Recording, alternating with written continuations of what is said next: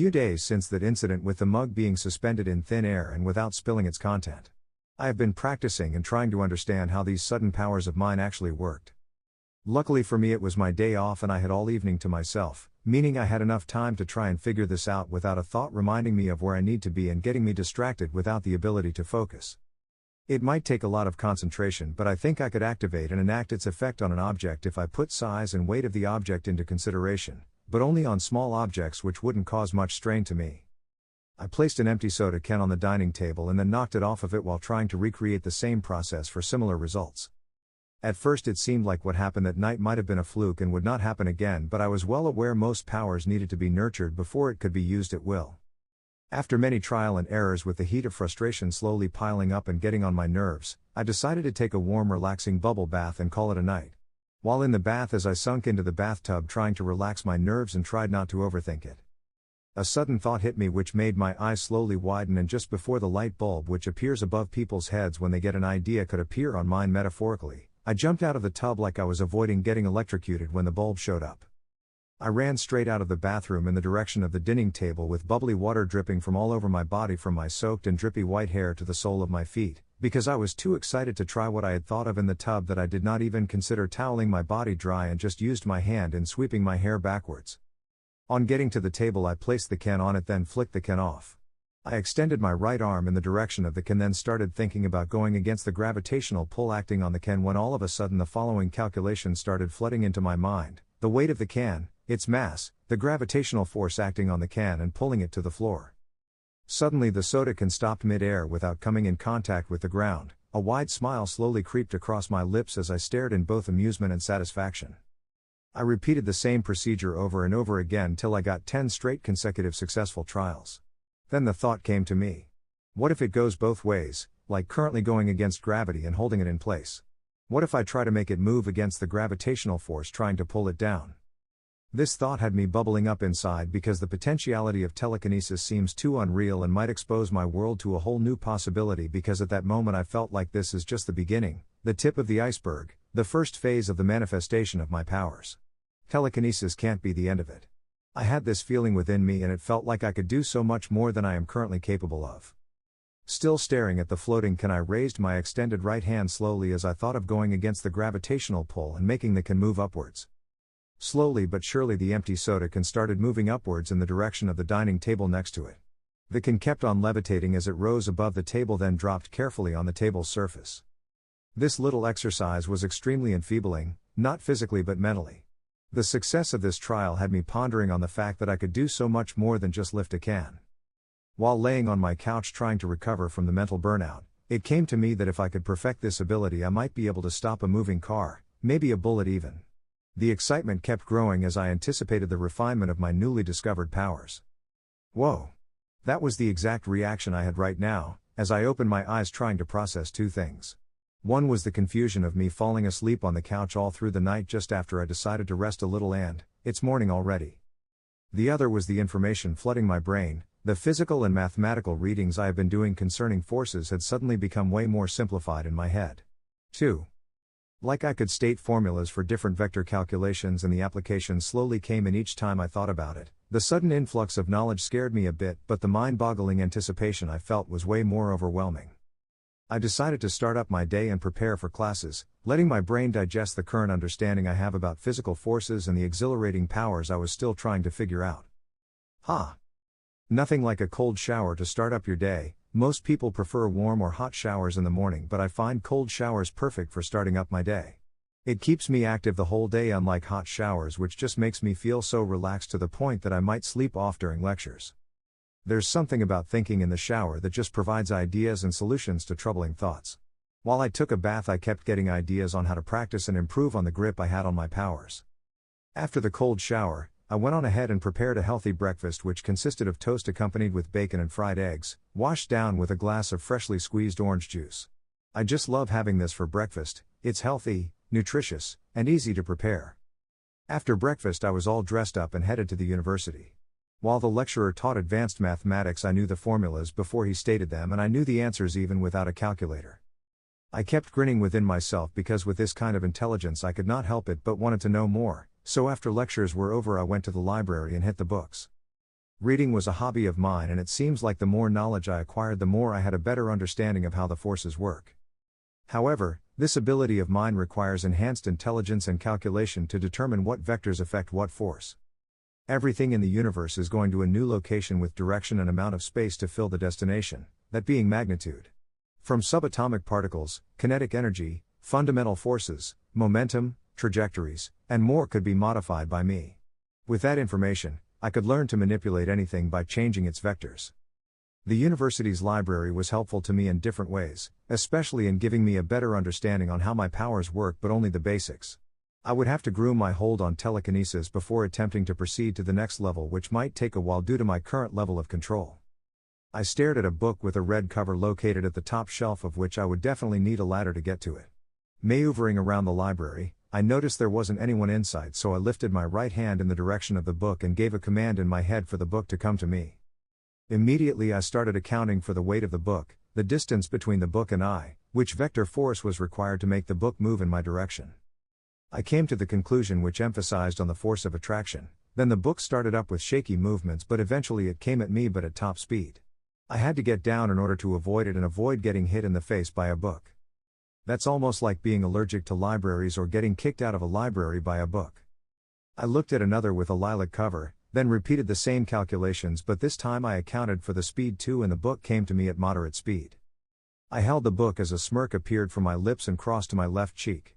I let go of the book, but it did not fall, neither did it move an inch from where I had left it. It suspended in mid-air without leaving that spot. I slowly moved the book up the shelf and placed it on the spot it was originally located. I did the same with the book from earlier, the one with the red cover, and it seemed like I'm finally getting the hang of it. Looking across the library between the bookshelves, I spotted the librarian, who wore a white shirt, tucked into her black fitted skirt, and was extracting some books and shuffling them. I could only assume she was arranging them in alphabetical order. A blue pen which was at the side of her skirt was visible from where I stood. A mischievous smile slowly creeped across my lips as I lifted the pen from her skirt and pulled it to myself using telekinesis. Good, I've gotten the hang of this. Soon I will be able to either pull or move objects in my everyday life subconsciously.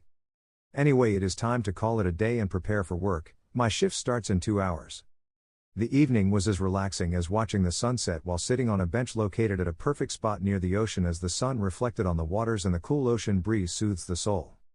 The bar was extremely calm. A few hours to the evening rush, when most people tend to get off work or start rounding up the day's work, Tom cleaned the tables and took care of the empty bottles while taking orders from customers who were present already. He walked over to a table for two so he could take their orders when something caught his eye, a blueprint laying on the table as they studied it. After taking their orders, Tom glanced at the blueprints, then mutters to himself. Never did I think it was possible for a building with such tight security to have so many blind spots. Well, it's none of my business though. Tom murmured that as he walked over to the counter to prepare the drinks ordered by those gentlemen with the prints. Before long, both men were already present and stood at the other side of the counter. Shoot. I just couldn't keep my mouth shut. Hopefully I'm not in any trouble that could get me fired. I really like my job here and don't want to lose it and start hunting for another one. He thought to himself. Hey kid, can we borrow you for a second? Sorry for the minor delay, gentlemen. I almost have your drinks ready and will serve them in no time, Tom said in a polite tone as he prepared their drinks. They stared at Tom like they wanted to ask him something but didn't know the right approach to take. They needed to ask him about his remark concerning the blueprints but didn't want to raise any suspicion. Tom served them their drinks with ice in it, then proceeded to prepare the drinks other customers had placed an order for. They each took a sip and relished in the soothing feeling for a second. Before long, the one with the most curious look on his face turned to him and asked, Hey kid, you got a glimpse of these blueprints of ours, right? Tom nodded slowly in response to the question. What did you mean by blind spots around the building? Mind telling us, gents, how you found that out? Oh, sorry about that. I didn't mean to intrude and poke my nose where it does not belong, but I wasn't aware that I was audible enough for you to hear, Tom said with a polite and apologetic tone. It's all right, kid. As you can see, these blueprints right here are for a building we are working on and are trying to make it completely immune to intruders and cover all loopholes. He explained to Tom like he was getting at something, and Tom just waited patiently for him to finish. After all, it was his job as a bartender. Can you show us the blind spots you mentioned earlier and how an intruder would maneuver his way into the building, successfully escaping the sight of both the security guards and cameras? So we could fill in the gaps and turn that building into an impenetrable one just like we were paid to do. This sounded suspicious as hell, but who was he to judge a man's work? Tom pointed out some specific areas with security cameras and no guards at those locations, but the cameras could be timed and bypassed before it does a whole rotational sweep around that spot. Then he showed them corners where cameras should be planted, fixed on subtlety locations without the rotational time gap. "Thank you, kid, you have been a great help to this project of ours," the man said with a smile on both faces as they took the last sip of their drinks, gave him a handshake in appreciation before walking out the bar. "That was weird." Tom shrugged off the suspicious feeling crawling up his spine and continued his job as he attended to other customers. The customer's POV. My partner and I had arrived at our hideout where we intended to perfect the plans for the much-anticipated operation. We confronted our boss regarding the ideas the bartender had suggested to us without his knowledge of our true intent. Our boss is a man of standard, a man with principles, and would kill any crew member who went against them. His name was Leonard Snat, but he's popularly known as Captain Cold. 13. Sir, there was this bartender who was able to help us point out blind spots on the blueprints of that private museum. He was able to decipher possible entry and exit points. I tried drawing his attention and presenting the suggestions the bartender gave us as countermeasures against intruders, but reversing those ideas would give us a huge advantage on this operation. Did you say blind spots? His calm and relaxed voice permeated the air as everyone suddenly became quiet on hearing it. Yes, sir. We were going through the blueprints when a young bartender spotted it and gave a remarkable insight on visible loopholes. Fools! How dare you go through the plans for an operation at a bar of all places, a public place where someone might have recognized the building, he scolded them as he pointed his cold gun at both men but still didn't lose his cool. We are sorry, sir, we didn't think of it that way and just wanted to review the prints while clearing our heads. They lowered their heads as they sought forgiveness for their foolish mistake which might have cost them the operation. Let's put that aside. I will listen to what you have to say, but if it is complete garbage or turns out it backfires at us due to the kid who saw the blueprints, then I will ensure that the both of you pay dearly for it. He calmly spoke, his tone cold as he slowly emphasized every word while staring down at them with an equally icy expression. I promise you would not be disappointed, sir. He responded in a shaky tone. Go ahead, was his reply as he gestured with his cold gun for them to proceed. We presented the ideas and suggestions the kid had given to us at the bar, in hopes of it intriguing him. Interesting. Did you say a kid who was barely an adult gave these to you? Yes, sir, and he was completely unaware of the aim behind it. Amazing, this is a really nice plan and it just might work, but if things go south then we switch up to plan B. Like I always say, make the plan, execute the plan, expect the plan to go off the rails. Throw away the plan. He turned his back to the crew and stared into an empty space as if pondering on a thought. This operation will commence in 3 days' time at exactly 2200, prepare yourselves. Yes, sir. The crew members shouted in acknowledgement to his leadership skills. Captain Cold's POV. I had a plan concerning the operation, but what worried me the most was how my team and I would pull this off without alarming the security guards who were placed in potential exit routes, and how we would avoid the cameras too. I pondered on this thought for days, plotting and scheming, reviewing the blueprints in search of loopholes, blind spots that would not draw the attention of any guard or be in sight of any camera. Then all of a sudden, 2 minions of mine walked in and gave me suggestions. A kid who was barely an adult cooked up just after seeing the plans for less than a minute. I have to admit it was a foolproof plan, but I have to be prepared for it to fail, which was why I had plan B. If the plan my crew and I made from the suggestions given to us by that kid works out nicely, then I would have to pay him a visit myself, because such talented minds need to be nurtured and groomed to achieve its potential. I would want him to be a part of my crew, cause that way our operations will be more proficient and proceed with ease, avoiding flaws which might come our way. Time. All in due time, I guess. Tom's daily routine had turned into a pattern. On few mornings of the week he would go to the gym and give his body the required workout it needed. On others he would laze around till it was time to go to class. His powers kicks in more often and subconsciously too, when he was done with his shower with just a thought his towel headed directly to him. He had started growing accustomed to his newly acquired powers, casually using it for mundane activities around the house. He walked into the living room after breakfast and slouched into the couch. Upon realizing that the remote was a little bit distant from him, a mental command was all that was needed. Using his telekinesis, exactly what he wanted happened as the remote floated into his hands, and the next thought he had in mind instantly was, having telekinesis is so convenient and helps avoid unnecessary stress. It was the 20th of September and it just so happened to be on a Monday of all days, the most burnout day of the week for either students and workers. Turned out Tom was both a student and a part-time worker. Looking at the time Tom realized he had to get to class in less than an hour, so he took care of everything which needed his attention in the house that morning and did them elegantly. He was always relaxed and never in haste when heading to class. He had a spot around the middle section of the class where he could get an executive view of what is being taught by the lecturer or take a little nap if he wanted to without tipping off the lecturer. His class had every groupie you could imagine: the backpack kids, the stunner kids, the goth kids, the nerds, the too pretty for school girls, the sensitive kids, and so on. Tom chose solitary rather than having to be in a social group, although there was a student named Patrick who always wanted to start a conversation with Tom but usually finds a way of escaping friendlies.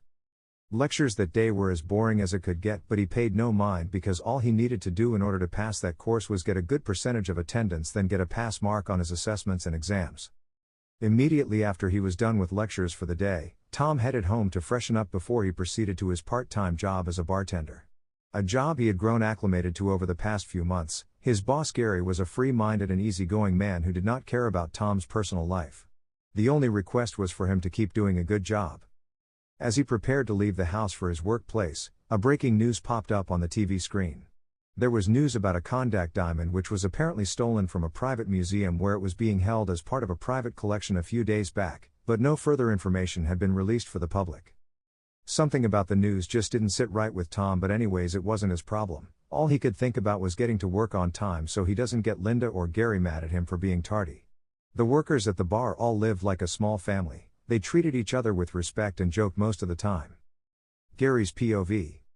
Few months ago I got a call from Linda, who was a worker of mine. She called me concerning a kid who wanted a job at my bar.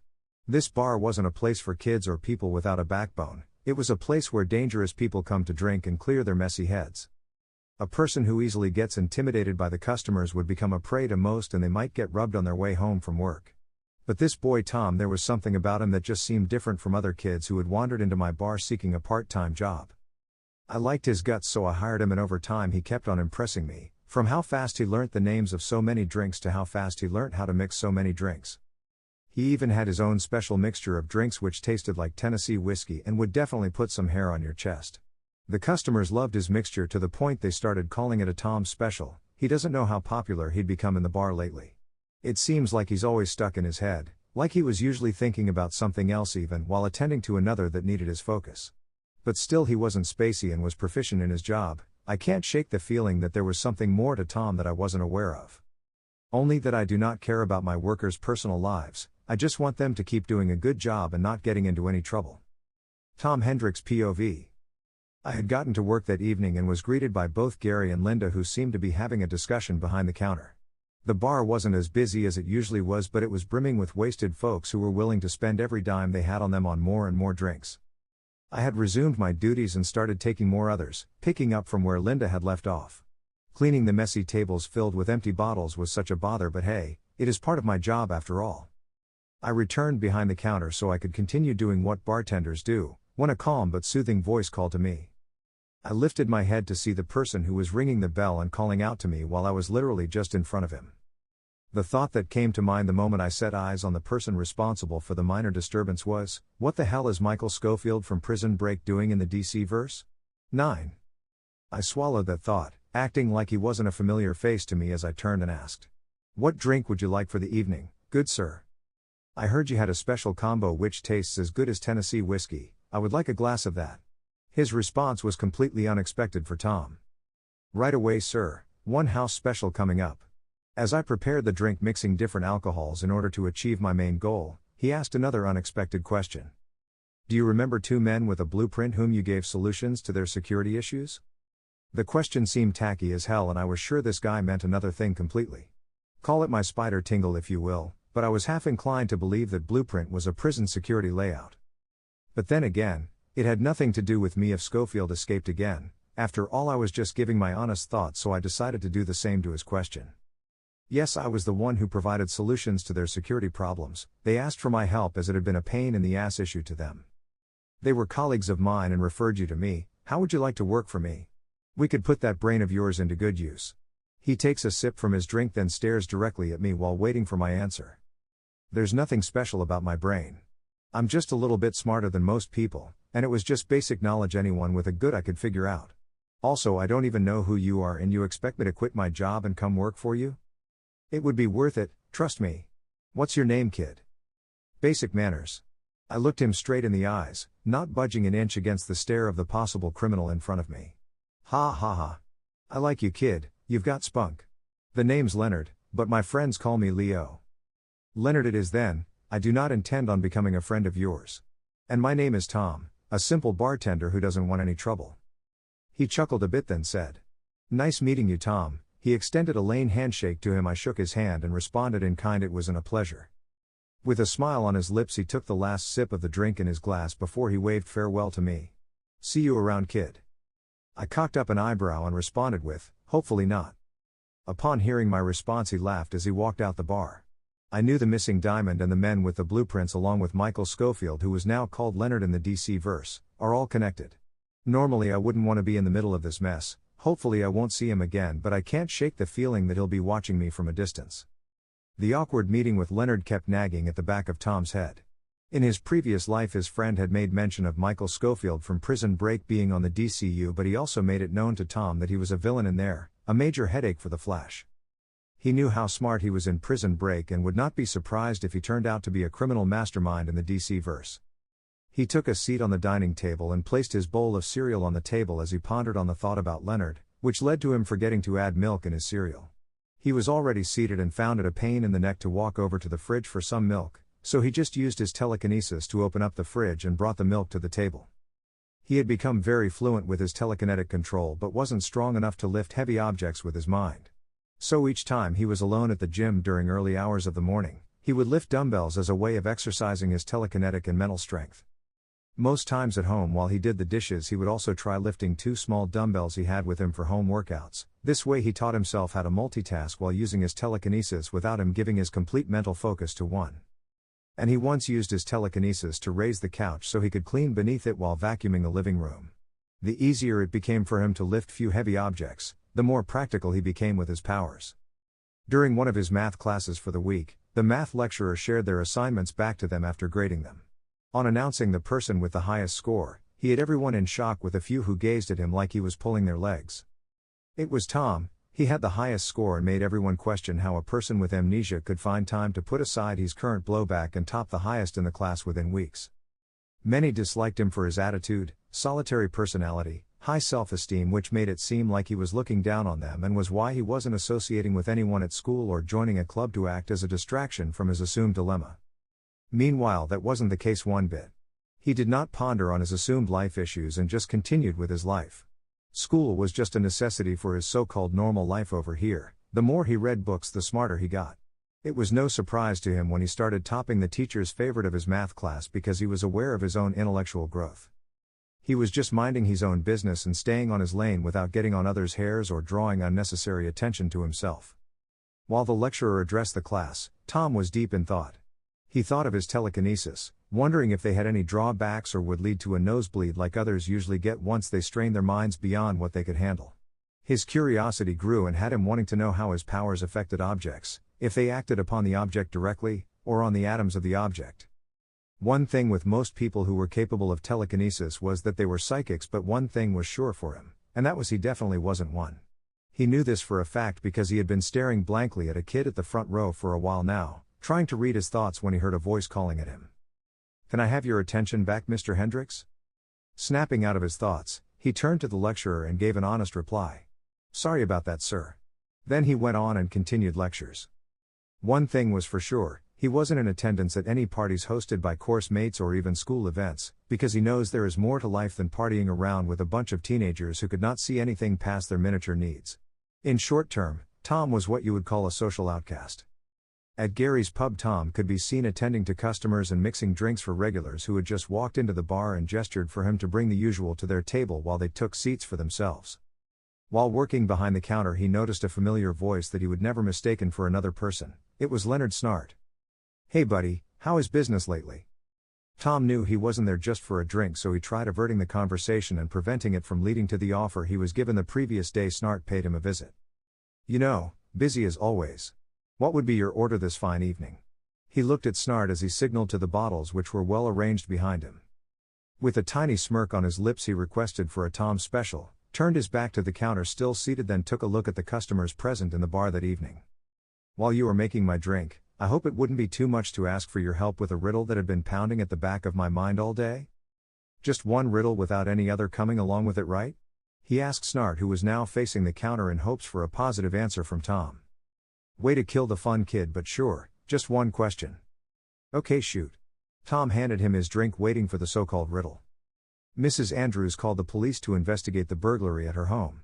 Her precious jewelry was missing. She told the police that the lock of the house was intact. Police scanned the crime scene. The house was in a total mess and the glass of the window was broken. The police concluded Mrs. Andrews had cooked up this story and arrested her for fraud. Why would the police do that to an innocent civilian who had reported a breaking and entering? He gave Tom this riddle and took a teasing sip from his glass. If Tom was as smart as H suspects he was, then he would have gotten the answers to the riddle within 3 trials. Tom thought of the riddle for a short while. He tried to analyze the details for each word and left clues with them. He smiled, then looked at Snart with a self-assured look. Anyone with brains could see that the so-called Mrs. Andrews clearly pranked the police. First, the police must have been sure that Mrs. Andrews has lied to them because someone had broken the glass window from inside. If the window was broken from outside, little pieces of glass would be on the room's floor. But she had broken it from inside, and glass pieces were outside, as simple as ABC. Am I right, or am I right? Tom teased the answers as the riddle seemed too cheap to him and didn't serve as a challenge for him.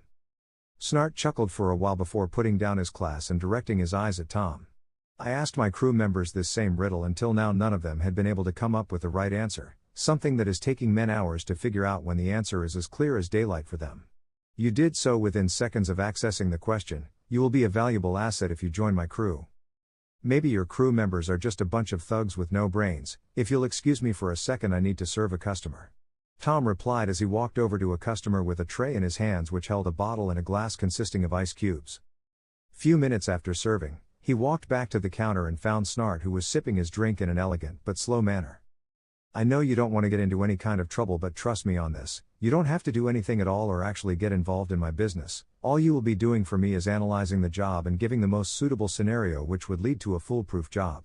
Oh, and believe me when I say these jobs will actually put your intellect to a test and serve as challenges to draw you out of your everyday boring life.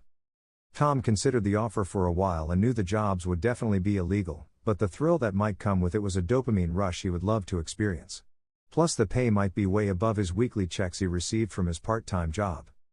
Sigh, okay, just one job and it better be worth my while. Snart smiled at the sound of those words of agreement Tom had given. Don't worry, kid, it will. But I hope it won't compromise my job here at Gary's? He asked Snart for assurance of secrecy. Of course it wouldn't. The cash you will make from just one job might even make you consider quitting your part-time job and making this one a full-time thing. He kept smiling as he spoke, because what sane person wouldn't want an easy job with such satisfying pay? I have one condition though. Tom spoke in a relaxed but serious tone. And what would that be? I will only do business with you and no partner of yours, not even your crew members would know my face. Maybe I should get a nickname? What do you think of Ghost? Pretty slick, right? Because that's what I intend to be if I'm going to get involved with criminals. Tom laid out his condition and chose this because this way no one would be able to trace him or get a glimpse of his identity. Anything that floats your boat, welcome to the crew, kid. From now on you would act like a puppeteer pulling the strings from behind the scenes, and naturally with me as a mastermind, of course. Just don't think of crossing me and we'll be cool. They shook hands in agreement and Snart left a burner phone behind with Tom, a phone with only one contact in its contact list and one he would use in contacting him if it were urgent. See you around, kid. And trust me, your life is about to get a little bit spiced up from the normal you were used to. After making what might have somehow seemed like a bad decision to him, Tom had only one thought in mind as he cracked an half smile along his left cheek. My first burner phone, get. This should be fun. I mean, what's the worst that could happen? Leonard Snart POV. A kid with such potential as Tom would need to be kept a secret from the world. Criminals from all over would do anything to get their hands on him. They would try to recruit him to their sides by giving him anything and everything he would want in exchange for his cooperation.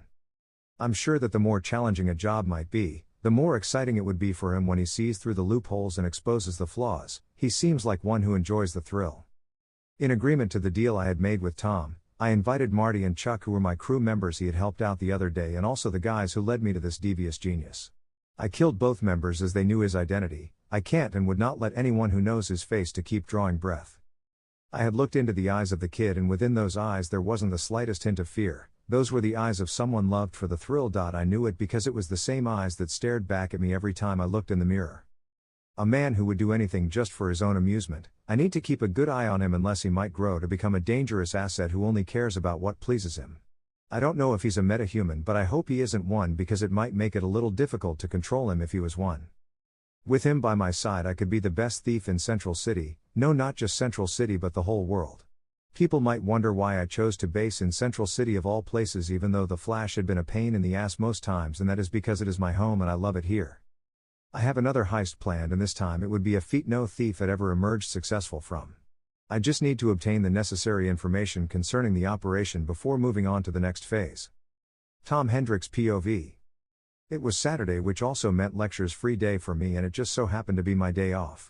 A whole day to myself, and I have been laying on my bed staring at the ceiling in wonderment of what I could possibly do to make my day off more fulfilling. After pondering on the thought of different activities such as going to a skating park or playing ice hockey, it has been a while since I last played, scratch that I haven't gotten involved in any sport since my time here. I wanted something fun but wouldn't lead to me getting completely depleted of energy or sweating excessively. While still in thought, I turned over to the left side of my bed and my wardrobe came into sight. Come to think of it, I have been working for some months now and receiving weekly pay, but still, I haven't gotten myself anything or bought anything meaningful so far, not even a new console. It seemed like a nice day to go shopping for a pair of clothing, and I think it might be the perfect opportunity to visit the new mall everyone at school had been talking about lately. 2. On getting to the mall I realized how enormous it was and could not help myself but do a little bit of sightseeing before getting to the main objective of the day. Eventually I got myself a black sweatshirt with white stripes and a black colored jean, both placed inside a shopping bag. I was not in any haste and decided to take my time enjoying the evening scenery of the city as I walked home. That was until I started to hear screaming coming from an alley not too far from where I was. Out of curiosity I walked in the direction which the scream seemed to have originated from, wanting to know what was causing the ruckus that evening and if a person was in any kind of trouble, as it sounded like a scream of distress. Before getting to the alley, a gust of wind followed by a streak of lightning passed by me. I knew it had to be a speedster, so I increased my pace. On getting there I hid at a corner to observe from a reasonable distance as I saw a man in a yellow and red suit. It was Kid Flash.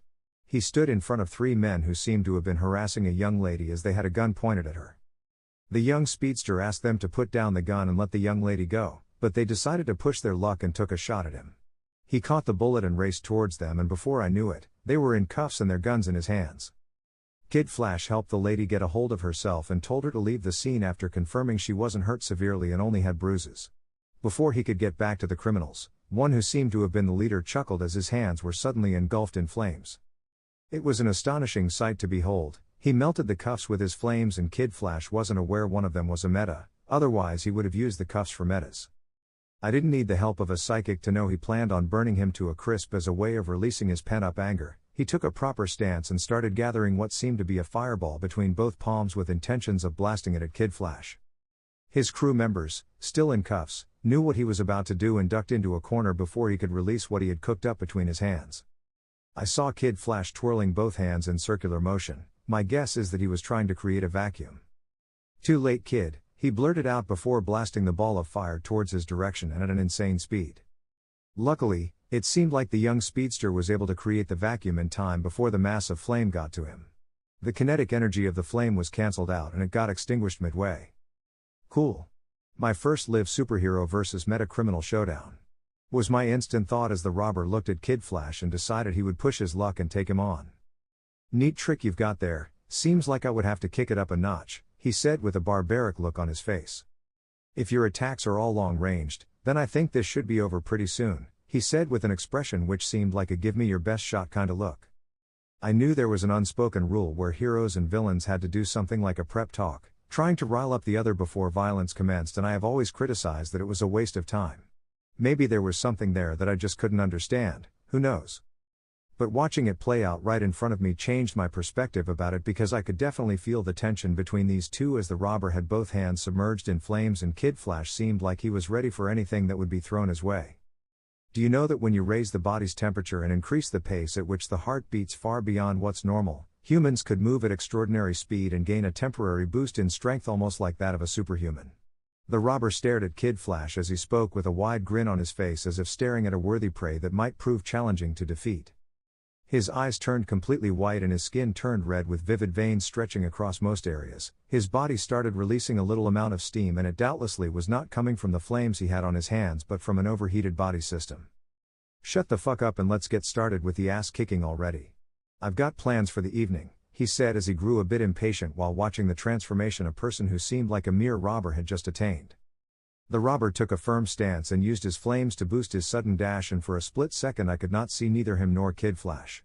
The robber was fast, but Kid Flash obviously had the advantage as he ran around him in circles, landing heavy punches.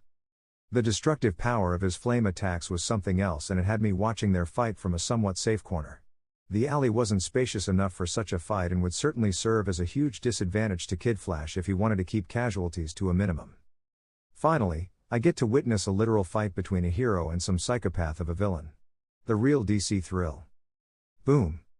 The criminal slammed into a wall and hung in there for a second before Kid Flash ran over and hit him with the trademark speed punches, sending him deeper into the man-shaped hole with cracks stretched across the wall. He threw a power kick which Kid Flash easily evaded. The light show display caused by the lightning which followed his every motion was a marvelous sight to behold.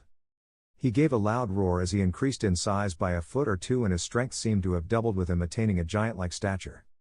He released 3 fire spheres which locked onto Kid Flash like programmed missiles and almost caught up to him as the kinetic energy he emitted while running kept exciting the flame molecules and increasing the pace of each. Kid Flash ran up the alley walls and descended directly towards the villain with the flaming spheres behind him, and at super speed, he phased through the villain with the flaming spheres colliding against the creator with the blast which resulted from the impact, with him sending the criminal flying. Before he came in contact with the ground, Kid Flash ran lightning through his body and struck him mid-air with a lightning bolt. Completely blinded by rage, he stood up and boosted up his flames, spreading it across his body and hoping it would give him an upper hand if he kept powering up. But unfortunately for him, Kid Flash had other plans and ran in circles around him, taking all the oxygen out of the area and extinguishing the flames. He laid unconscious with Kid Flash standing above him and striking a hero pose. As I headed for my home that evening, I was left to marvel over the astonishing hero versus villain fight I had just witnessed. Elated by the way in which Kid Flash took the meta down with relative ease and how he could have killed him easily had Kid Flash been a villain. The fight between Kid Flash and that meta robber had given me a reality check. I was transmigrated to a universe occupied by psychopaths and dangerous people who just craved chaos, and yet I was not putting what I can now see as needed effort into bettering the only thing I had gotten from all this. Well, I was wrong. What if I got attacked by someone with extremely powerful meta powers and get completely dominated because I didn't have a better understanding of my powers? Reading a comic, watching a DC cartoon or film doesn't quite paint the real picture as witnessing the display of powers live. Superheroes are overpowered, and watching Kid Flash take down that meta had me thinking that the only shackles limiting superheroes was the plot. That's right, the plot. Watching him battle that criminal changed my perspective about things. I will be training harder than ever to see the limits of my abilities with every chance I have so I can gain better control of my powers. I need to learn how to control the kinetic forces around me. The first thing I needed to learn was how to protect myself. A good defense is better than an impulsive attack. The force of attraction when reversed turned into a force of repulsion. Meaning I could use the kinetic energy of an incoming vector object against itself, which might get it to deflect on impact. It was basic physics, but putting it to practice was a whole different thing. I needed to create an aversion barrier which would deflect harmful vector objects from a small regional area around me.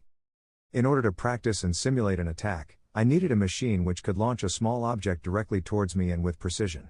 So I went online in search of one. The suitable one I could get at that moment was a tennis ball launcher. I placed a tennis ball launcher in front of me with a timer set in. Once it fired every 5 seconds, I tried creating a deflective field around me which would negate the incoming harm. At first it was just me stopping the balls with my telekinesis, but I needed to stop using it and let the balls come in direct contact with my abdomen. I have to admit it was painful as hell getting hit by tennis balls at high speed, but I needed the pain to help me envision a protective barrier to stop any vector object that might cause me harm. Humans have a tendency to evolve due to constant pain or strife. In order to survive, we have to adapt. The advantages of pain are that action could be taken when damage occurs. Consequent learning allows the minimizing of future damage, and where the pain is chronic, behavior psychology could be changed to ameliorate adverse effects. With enough consequent incoming pain, my powers could kick in subconsciously and create a protective barrier against the incoming source of pain, then negate it. After resting for a few minutes, I continued my training. With my energy and focus replenished, I got back at it, but this time turning the dial and taking up a notch. The first ball felt like it cracked a rib or damaged an internal organ. The second one took a direct shot to my chest as I fell on my knees. That shot made me cough out most of the air I had in my lungs. In less than 4 seconds the next one would be coming and it would be a precise shot to my face. Fuck. The sound of the pressured ball that was released that moment filled my ear and echoed in my head. That moment I attempted using my telekinesis to stop the ball but closed my eyes due to shock. There was no impact for I did not feel the expected pain. Seconds passed by and my eyes were still sealed. I opened one eye before opening the other eye. Another ball was launched directly at my face and it got deflected against what seemed to be an air wall, but it had ripples, like when an object is dropped into a mass liquid. This action continued as I knelt on the floor, bewildered by the flabbergasting result of my painful training, the tennis balls hitting the translucent force field and bouncing off it with my face at the other side. Via each collision I became aware of the circular radius surrounding me and with yours truly in the middle.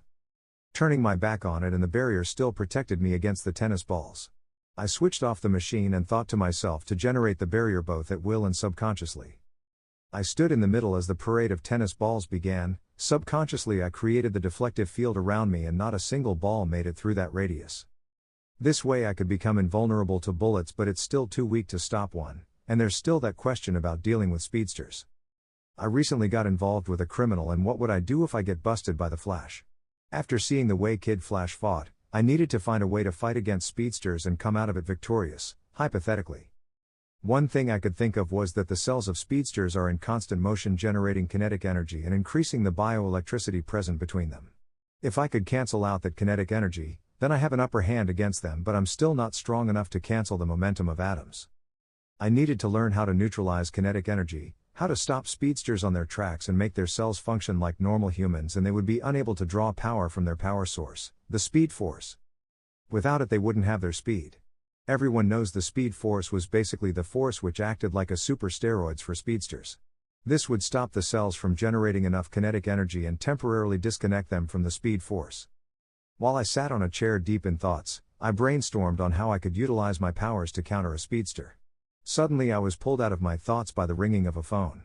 It was the burner phone Leonard had given to me in case of emergencies, and so we would not be in contact with each other physically for unnecessary reasons. I answered the call and did not utter a word while waiting for the caller, which was probably Leonard, to state his business. His calm but familiar voice broke the silence and spoke through the phone after 4 seconds of waiting. "Hey kid, I've got a job which needs that brain of yours." He paused after that, awaiting my reply. And with both excitement and exhaustion mixed within my voice, I replied to him saying, "Send me the available details." Sitting in his study, Tom reviewed the information sent to him by Leonard. The next heist was a hit-and-grab mission in which precision was crucial. Leonard did not provide detailed information on what was going to be stolen, but he mentioned that it was not a personal job, and more like a contract to steal the goods and deliver them without any questions being asked. From the looks of the security detail, it seemed like whatever was going to be stolen was either extremely valuable or needed to be kept secret from the public.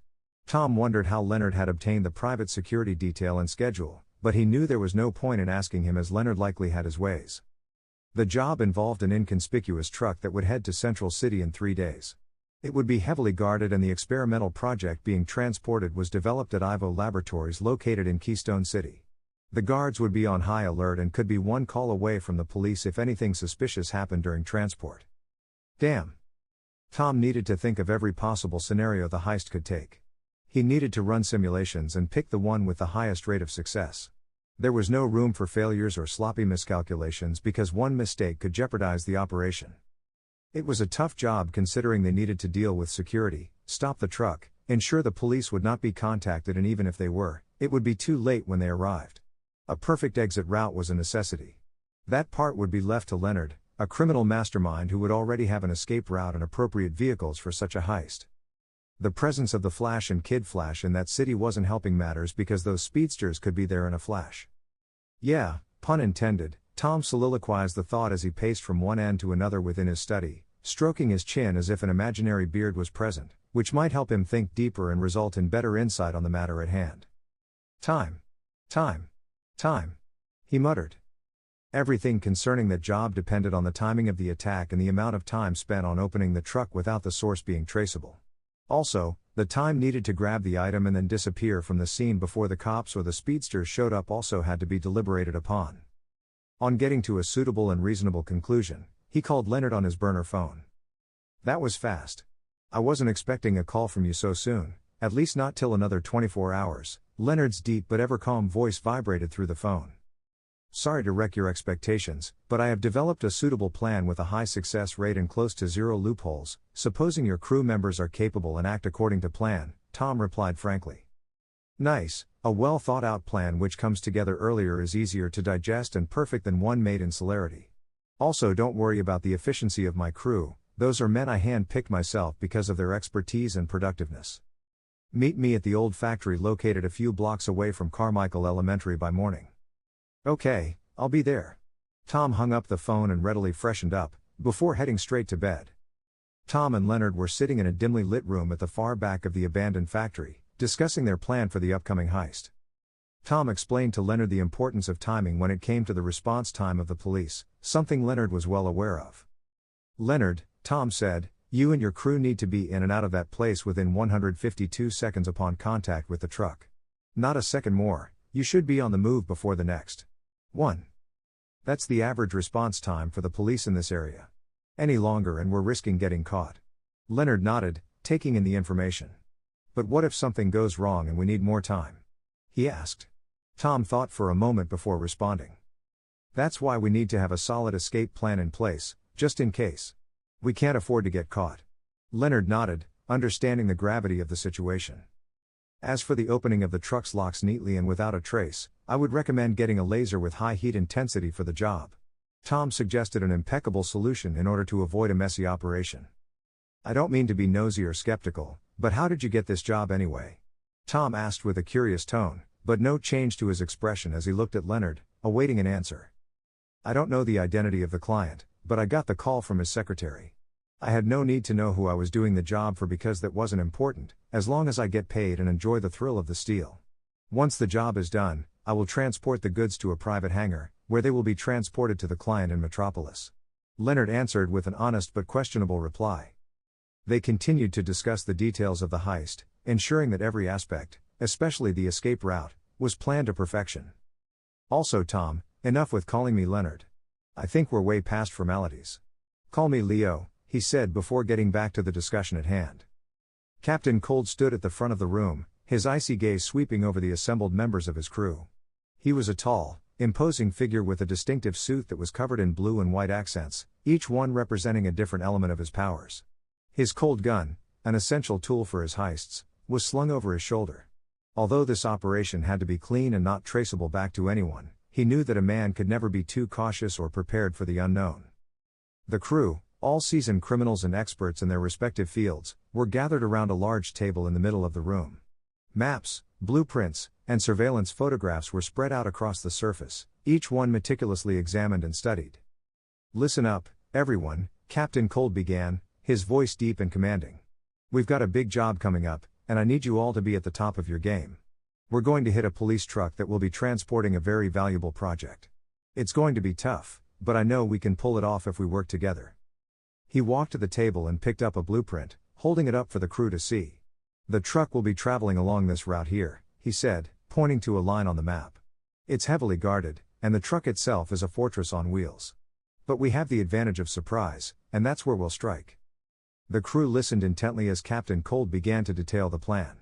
He explained how they would use a series of diversionary tactics to draw the guards away from the truck, allowing them to strike at the most opportune moment.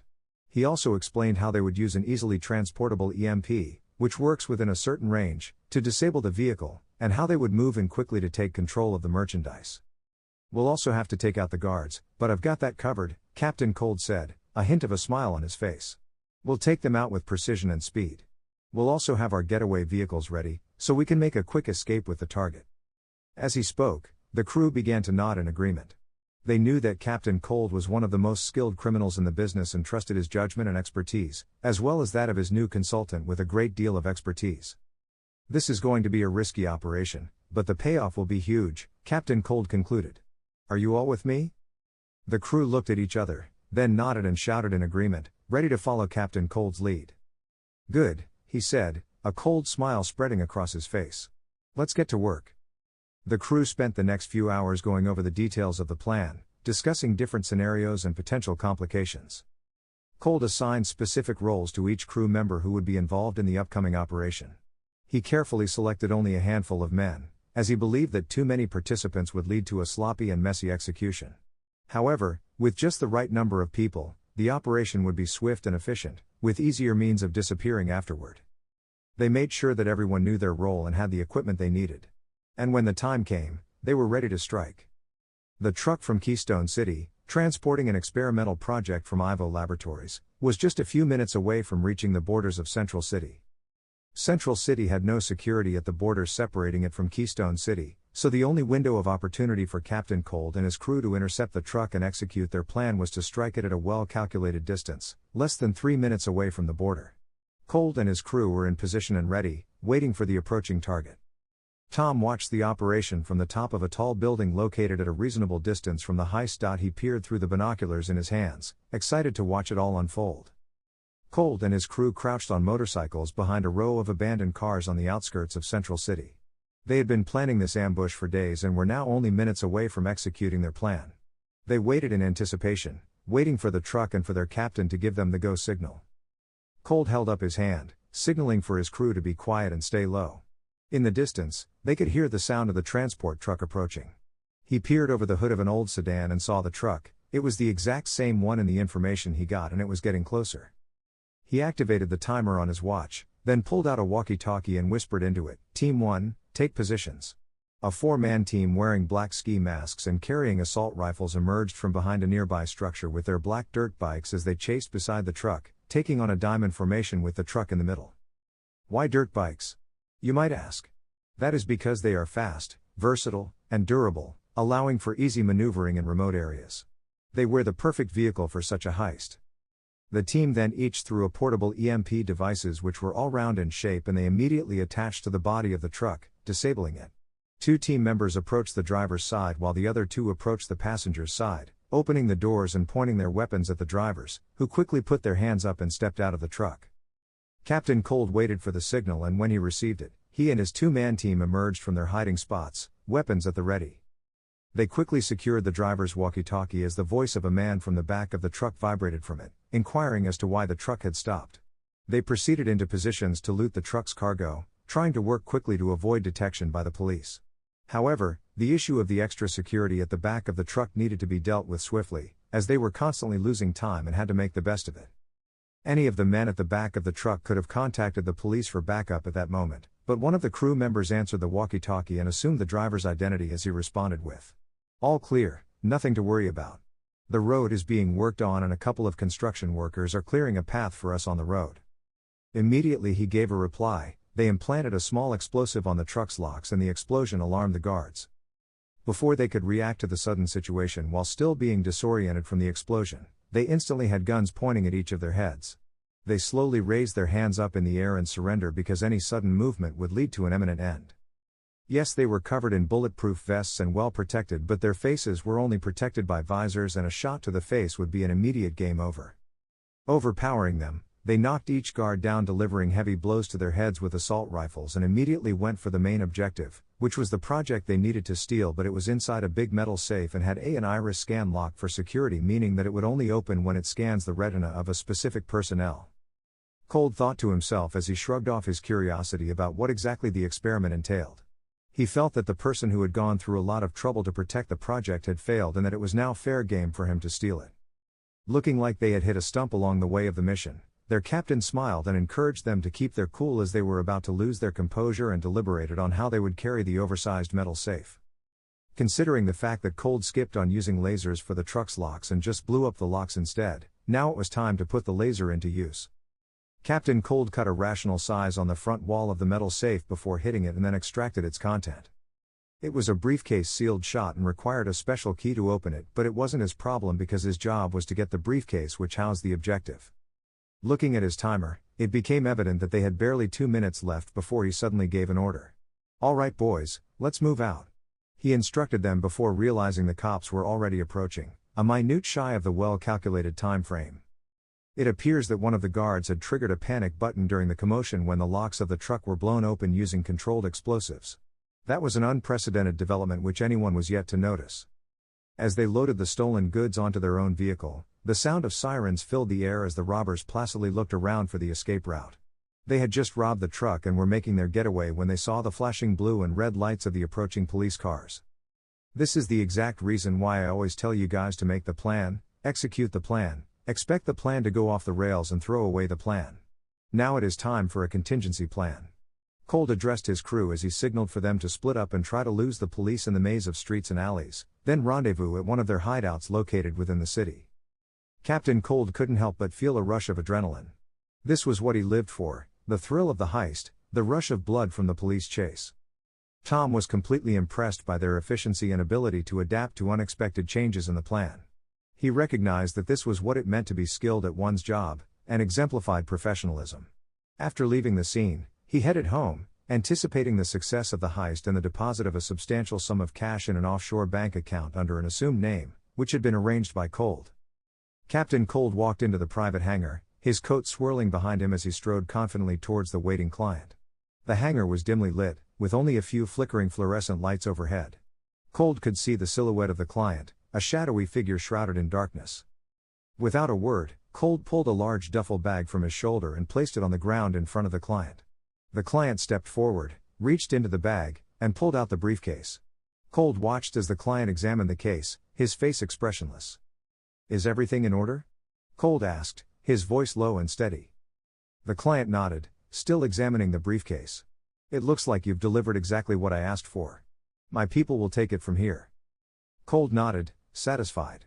He had no need to take a look at the insides of the merchandise. He knew that it was top-notch and would fetch a high price on the black market, but money doesn't seem to be their issue, so they definitely have a different purpose for the experiment he had stolen. "I'll be on my way then," Cold said, turning to leave. "Wait," the client said, holding up a hand.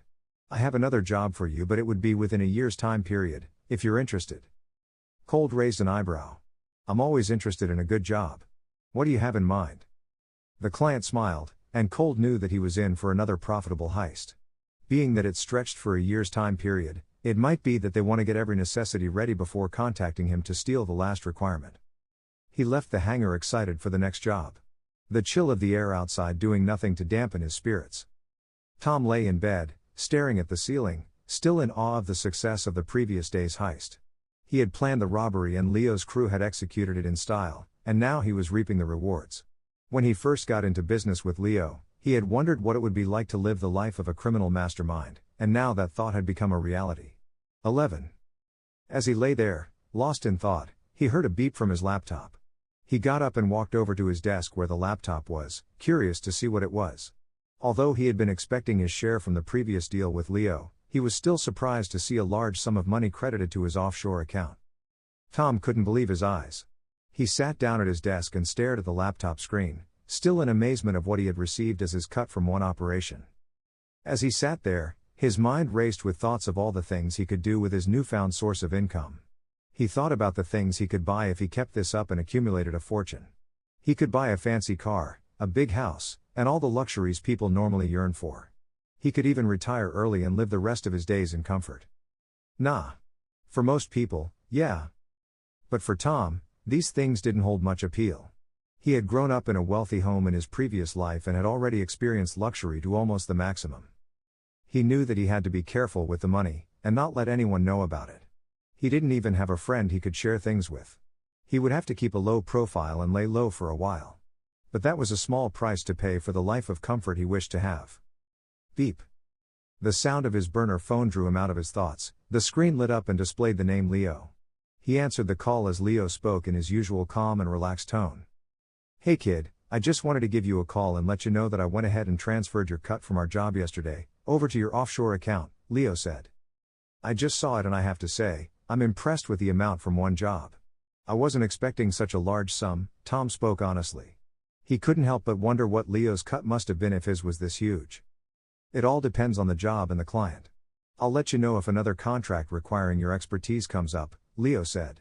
"Later kid, stay out of trouble till then and also take care of that big brain of yours." "Sure," Tom replied as he hung up the phone. Tom closed his laptop and lay back in bed, a huge smile on his face. He closed his eyes and drifted off to sleep, content in the knowledge of the success from his first job as a criminal mastermind. Tom sat in the middle of his basement, which had more than enough space for a home gym. His eyes were closed in concentration as he had been working on developing his telekinetic abilities for months. He had made good progress, but he was still far from perfecting them. He focused on the dumbbells in front of him, which each had different weights to test his strength and control. He willed both dumbbells to lift and they rose to a reasonable height just above his head, with his mind alone and without any hand gestures. Encouraged by this small success, Tom pushed harder. He attempted to lift up a random car across the street through the window, but it was to no avail. He wasn't strong enough to lift a car yet, but he was determined to get there. He continued to focus on just one dumbbell, this time it was the lighter one.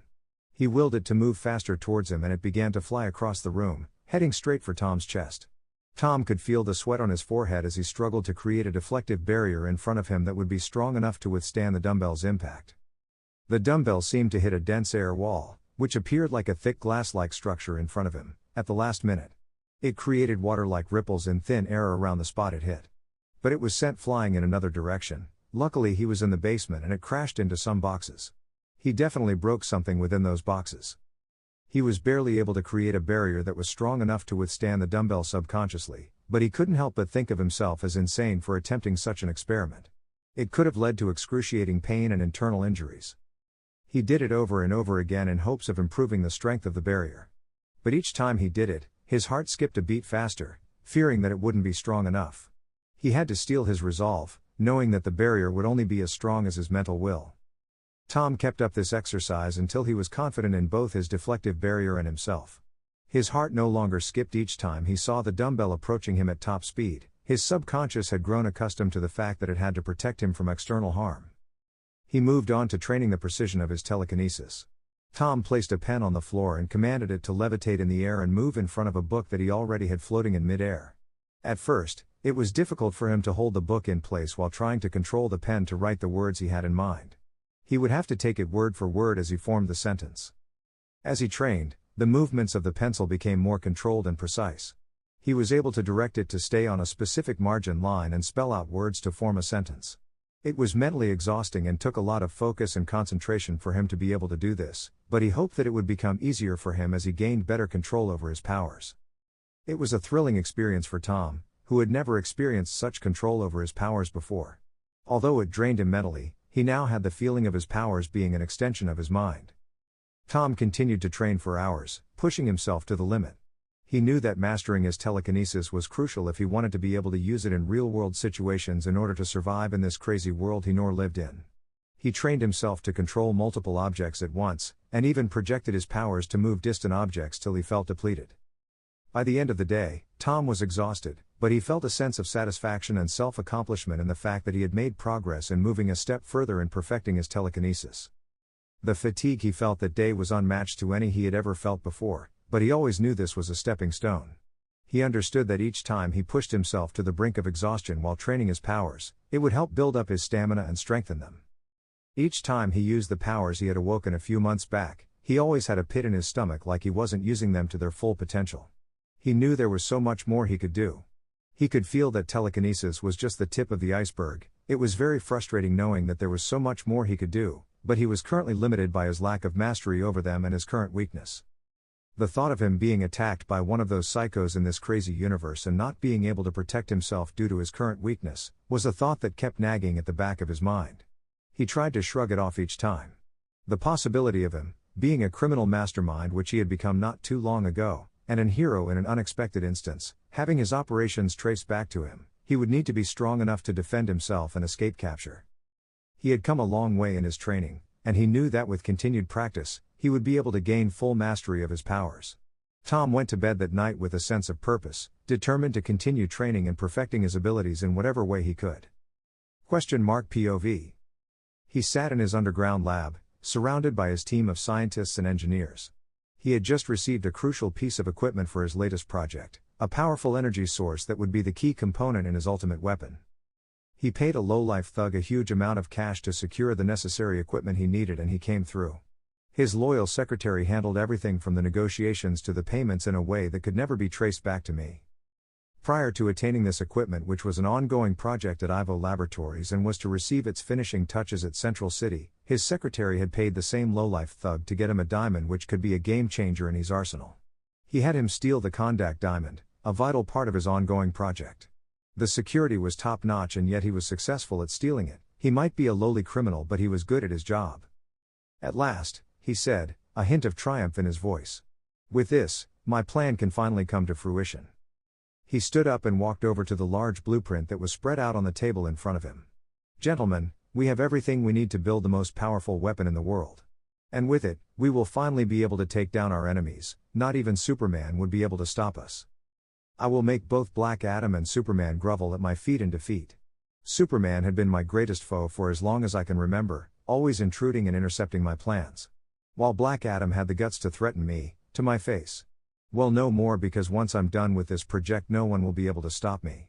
I don't care how long this project takes to be completed so long as it comes out perfect and without flaws, I will be unstoppable. He smiled as he relished in the thoughts of conquering the world and all his adversaries. 15. The scientists and engineers nodded in agreement, their faces alight with excitement and fear.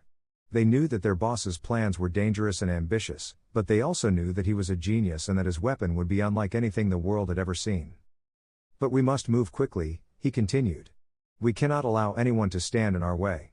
We must work day and night to ensure that this weapon is completed as soon as possible. The team got to work, assembling the various parts of the weapon with precision and skill.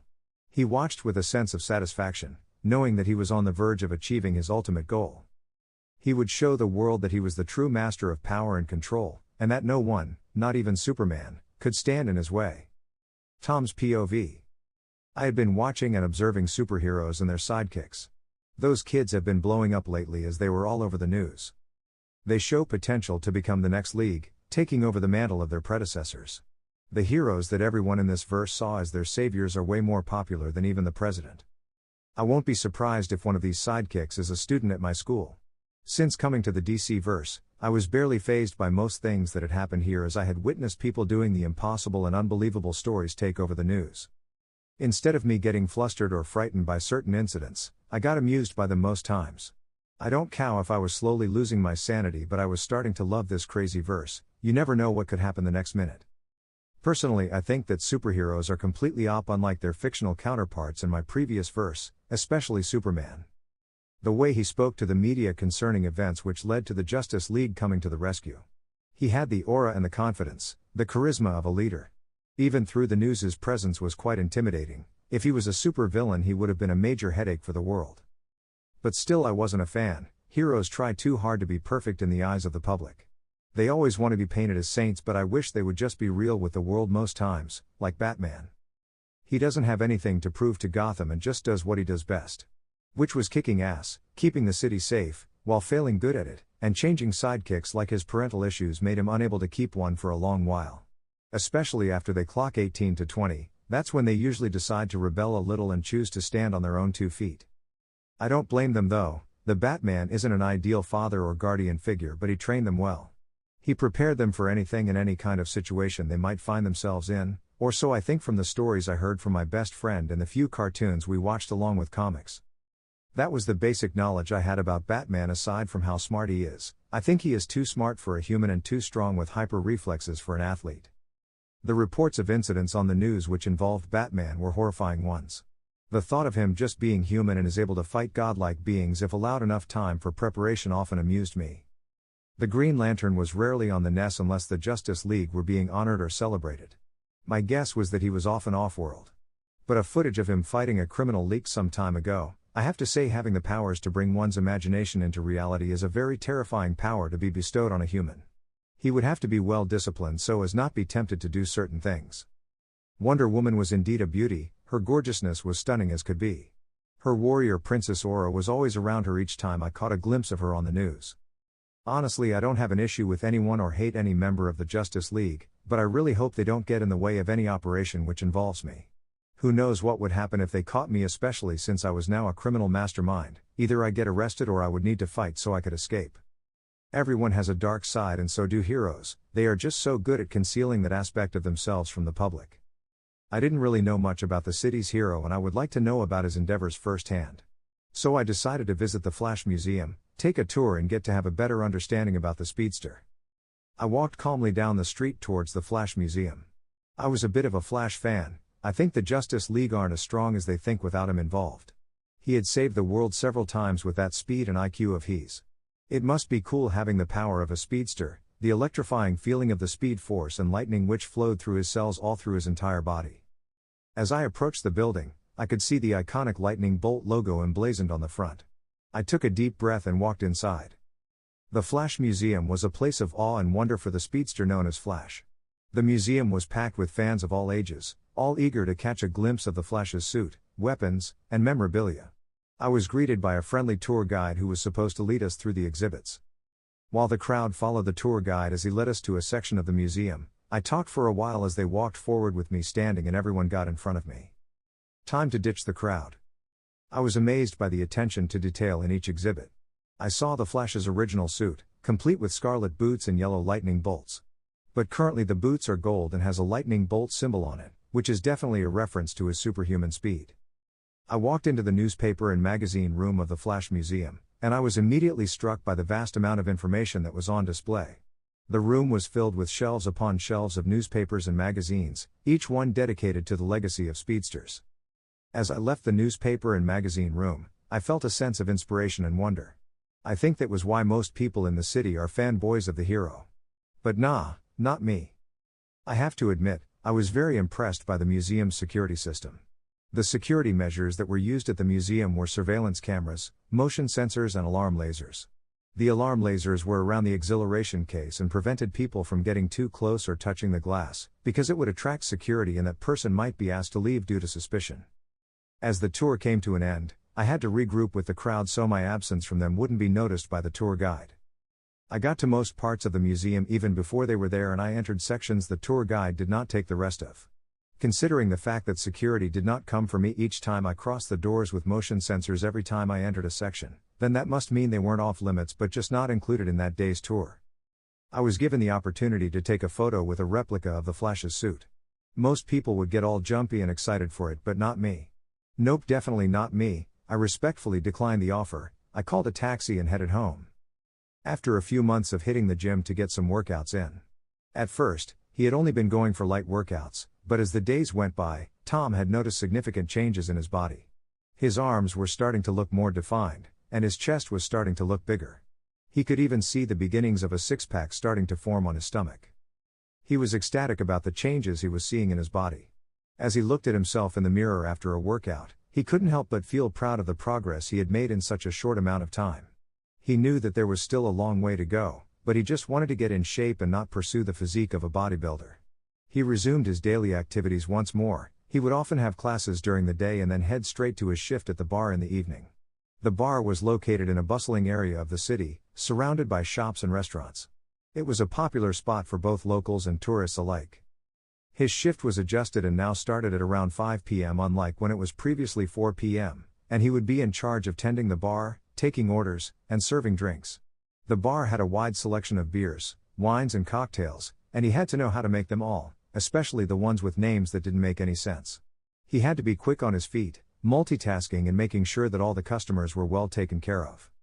On a typical night, he would be greeted by the usual suspects, the regular customers who would come in for a drink and a chat after work so they could let off some steam. He would remember their names, their favorite drinks and would often join in on the conversations when he had to. As the night progressed, the bar would start to fill up with people looking for a good time, people in search of a way to forget their sorrows temporarily or wish to drink off the day's fatigue. The music would get louder, the laughter would get louder and the atmosphere would become electric. He would work tirelessly, mixing drinks, taking orders, and making sure that everyone was having a good time. Yes, he had more than enough money and didn't need the job or the unnecessary stress as he now had another which paid better and all that was needed for now was his brain, but he does it because it might be his alibi someday when he becomes a suspect regarding a criminal case. After all, he had stepped into the world of criminals. He had been wondering when Leo would bring another job his way which needed his expertise. In order to become the perfect criminal mastermind he needed to learn how the criminal underground works. Leo had been educating him slowly and teaching him the kind of jobs to accept and the ones to decline. The type of people he could do jobs with and the ones to avoid because some might be undercover cops. He needed to learn how to read people even when they try to put up a front, and working at a bar was really helping him do so. Despite the chaos, he loved the energy of the bar on the weekends. He enjoyed the music, the laughter, and the buzz of conversation. He felt like he was part of something special, a carefree community which he had never experienced before, and it gladdened him. He was proud to be a part of it and would protect that lifestyle, so if he ever got compromised, the bar wouldn't be affected. Maybe the people had really grown on him. For a selfish person to start caring for others other than himself was a real surprise to him. On weeknights, the bar would be less crowded, and he would have a little more time to breathe. He would take a little longer on each order, and he would chat with the customers a little more, which helped him become a little more sociable with strangers. He would often spend his breaks sitting at the bar, talking to the regulars and catching up on their lives. Everyone knows that's basically what bartenders do aside from serving or mixing drinks. He was never bored each time he was there at the bar, and when a person enjoys their job as much as he did, it longer becomes a job but just plainly how he spent his evenings and while being paid for it. One of his regular customers was an older man named Henry. Henry was a retired businessman who came to the bar every weeknight for a drink and a chat. Tom and Henry had become friends over the months, and Tom looked forward to Henry's visits. Henry would tell him stories about his life and his travels, and Tom would listen in awe. Getting to learn how life in the DC verse was from other people's perspectives other than his own, and damn, it was a hell of a mess. Everyone is looking over their shoulders, not knowing when the aliens might decide to attack again or when a villain might just decide to go on a psychotic killing spree for personal reasons. At the end of the night, Tom would often be exhausted but content. He had earned his pay, he had learned something new from a stranger, and he had fun. He walked in the direction of his home, his pockets full of tips, and his head full of the memories from that night with the customers. Even though he knew that he would do it all again tomorrow, he still tries to live in the moment. The next day started like any other day, only that it was a rainy day. The cold wind blew through the air as it had Tom wanting to go back to sleep. But he needed to get up. It was another day he had set aside to explore his powers a little more and see what he was capable of. He did his morning workouts, which just consisted of push-ups and sit-ups, with a little arm coils with his dumbbells. Tom walked down to his basement, which he had turned into his training ground. The deflective field, which he was able to activate both consciously and unconsciously, he wanted to know if he could manipulate its form and learn how to do so. Since it was a solid field which did not allow any foreign thing that might cause him harm come through it, he thought about controlling and focusing it around a region of his body. He knew his deflective field was still too weak to stop a bullet without proper concentration, so he thought of focusing it around a particular region of his body so he could easily focus on the density of the field and manage to stop a bullet until he was strong enough to do it casually. He took a firm stance in the middle of the basement, then closed his eyes to focus on his will and materialize what he had in mind. He produced the field around him, but it just surrounded him and did not go to the region he envisioned it. Tom then stretched out his right hand and clenched his fist.